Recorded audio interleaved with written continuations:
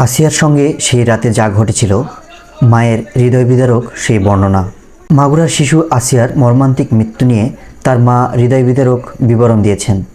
তিনি বলেন, আমার মনির গলায় ফাঁস দিয়ে হত্যা করা হয়েছে। ঠিক যেমনভাবে তাকে কষ্ট দেওয়া হয়েছে, আমি চাই দোষীদেরও একই শাস্তি হোক।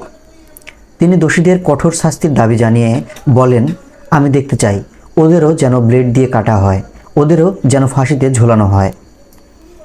ঘটনার দিন আসিয়া তার বোনের বাড়িতে বেড়াতে গিয়েছিল। সেখানেই সে পাশবিক নির্যাতনের শিকার হয়। তার মা জানান, ওর আপার বাড়িতে যাওয়ার পর ওর আপাকে ধরে মেরেছিল। তখন আসিয়া বলেছিল সে বাড়িতে গিয়ে সব বলে দেবে। এরপরই রাতে তাকে নৃশংসভাবে নির্যাতন করা হয়। পরদিন রাত 11টার দিকে আসিয়ার মায়ের কাছে ফোন আসে, আপনার মেয়ে অসুস্থ। হাসপাতালে গিয়ে তিনি দেখেন আসিয়াকে মাগুরা সদর হাসপাতালে ভর্তি করা হয়েছে। এরপর তাকে ফরিদপুর মেডিকেল কলেজ হাসপাতাল হয়ে ঢাকার সম্মিলিত সামরিক হাসপাতালে CMH স্থানান্তর করা হয়। আসিয়ার মা জানান, হাসপাতালে ভর্তি হওয়ার পর থেকে তার মেয়েকে একাধিকবার কার্ডিয়াক অ্যারেস্ট হয়েছিল। কাল 4বার কার্ডিয়াক অ্যারেস্ট হয়েছে, আজ সকালেও 3বার হয়েছে। ডাক্তাররা বলেছিলেন তার ব্রেইনের কার্যক্ষমতা কমে যাচ্ছে। দুদিন আগেই সে কোমায় চলে গিয়েছিল।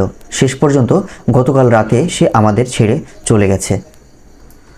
পরিবারের পক্ষ থেকে দোষীদের সর্বোচ্চ শাস্তির দাবি জানানো হয়েছে। যারা এই হত্যাকাণ্ডের সঙ্গে জড়িত তাদের সবাইকে ফাঁসি দিতে হবে। আমরা দ্রুত বিচার চাই, যেন কোনো দোষী আইনের ফাঁক গলে বেরিয়ে যেতে না পারে।